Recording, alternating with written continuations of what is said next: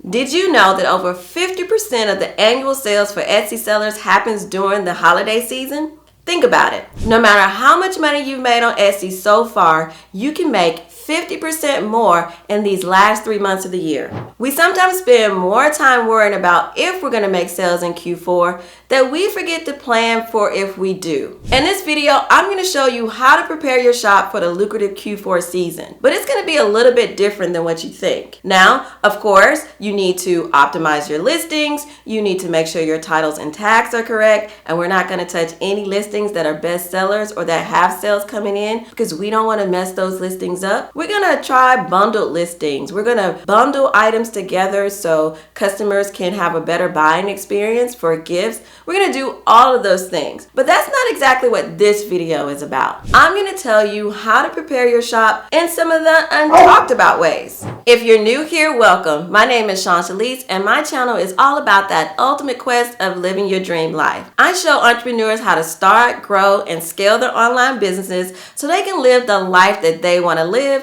without being overwhelmed or burnt out. I'm an Etsy seller that sold over $250,000 in revenue, and I love helping Etsy sellers turn their passions into profits. Today, our scenery is a little bit different than my normal videos. I thought it would be fun to film this video in my actual shop. What better place to talk about prepping your Etsy shop than my actual Etsy shop. But I'm going to be really fast because my team is actually waiting at the door right now to get in and start processing orders, and I don't want to slow them down, but I also thought that this would be a great place to talk about prepping your Etsy shop for the Q4 season. If you are new here or if you've seen some of my videos and you haven't subscribed yet, go ahead and take a second and hit the subscribe button. It helps my channel and it'll also ensure that you get a notification every time I drop a new video so you can get more tips on growing your Etsy shop or your online business in general. So let's get into it. Let's talk about what I've learned through my Q4 experiences. The first thing I want you to do, if you haven't already done it, is get a business bank account and some accounting software. Treating your Etsy shop like a business is very important. And we all know that you should not combine your personal and your business financing. So right now, if your Etsy shop is connected to your personal checking account, I want you to fix that right now by getting a business checking account. Now you might think that that's not going to be easy, that it's going to be complicated and take a lot of time, and you just didn't want to fool with it. But it's not as hard as you think. It can take you as little as 10 minutes to sign up, wait for your approval to come in, and then you can go in and connect your business checking account to your Etsy shop. You also want to do this well before the Q4 season because when you switch your account on Etsy, it takes a couple of days before you can start seeing your funds going into your new account. So you don't want to wait till the last minute to do this. If you need information on business checking accounts, you can look down in the description and I will leave a link to a comparison PDF that I did that will show you all about my favorite business checking accounts, and you can choose the one that fits your business. Now for accounting software, that one's pretty easy. We all go with QuickBooks. If it works, it works. There might be other ones out there, but I use QuickBooks, and you'll notice that even inside of your Etsy shop, they'll give you a link to where you can get QuickBooks. So if you have not set up QuickBooks yet, I want you to get your checking account first, and then I want you to connect QuickBooks so it'll pull in the transactions from your checking account. Now, it's no way to tell if you have done good in Q4 if you're not managing your finances for your business. And this means knowing how much money you have coming in and how much money you have going out. And that business checking account and the accounting software is going to help you do that. So that is the first thing I need you to do if you have not done these things to prepare yourself for Q4 sales. The next thing I want you to do is check your shipping costs. Now, this is a big pitfall that I fell into. I think it was my second Q4. I didn't configure or go back and look at my data and make sure I wasn't losing money on shipping throughout the year. Now, it's easy not to see just the dollar or the 50 cent that you might be losing on shipping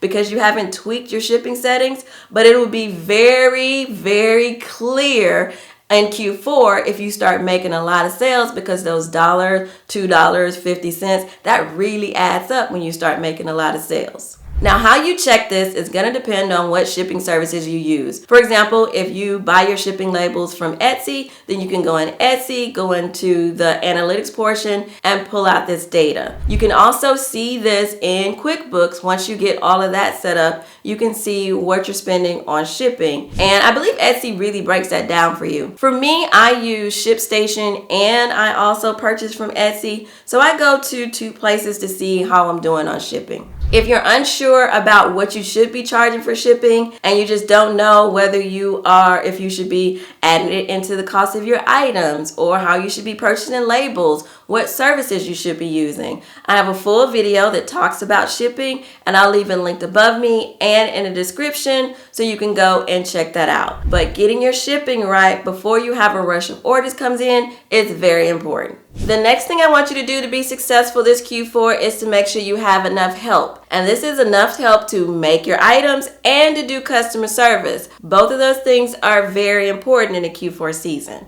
My first Q4, I did do it on my own, and I started my shop in May of that year. And so I had a few months to ramp things up, and Q4 I got an influx of sales. I had to bring in people to help me. They weren't necessarily ready to help me or necessarily wanted to because it was my Etsy shop, not necessarily their thing, but family members will help. What I want you to do is have a plan. Depending on what you sell, it could be really hard for someone to come in and do what you do because what you do is special. So you want to make sure that you have some people on standby that are willing to come in and help you. And then if you can, start showing them a few things so they will know exactly what you do and how they can come in and help. But at a minimum, you can always bring people in. They can help you pack your items and ship your items. You can even have somebody to come in and help you with customer service because during the holidays, your customer service time will ramp up. People are going to be asking you questions about your items. They're going to be asking you questions about shipping, all type of things. And answering those Etsy messages takes time. And you want to make sure that you are answering those messages within 24 hours because now customer service is a really big thing. Inside of your Etsy shop, Etsy is showing you those things that matter for customer service. Those are some changes that recently came in. So I hope you're paying attention to those things. But you want to make sure you've got enough help to meet those processing times with an influx of orders, more than you would normally have, and that you're able to take care of that customer service. Next is a very important housekeeping item. You want to make sure that your store policies are clear and up to date. This means that you've clearly stated what you do for returns or cancellations or refunds. It's something really funny to me that I would get a lot of people sending me a help request that says, I purchased this on accident. I don't know how you put your credit card in and hit send and choose things and size and do all of that on accident, but that's one of the things that comes in. So now you need to set your policies to say whether you accept cancellations. So even though in my shop I say that I don't accept cancellations, customer service is really big to me. So I do. So when I get those requests that says that they purchased on accident, that's probably like a drop down that's on Etsy. I hadn't gone to check it.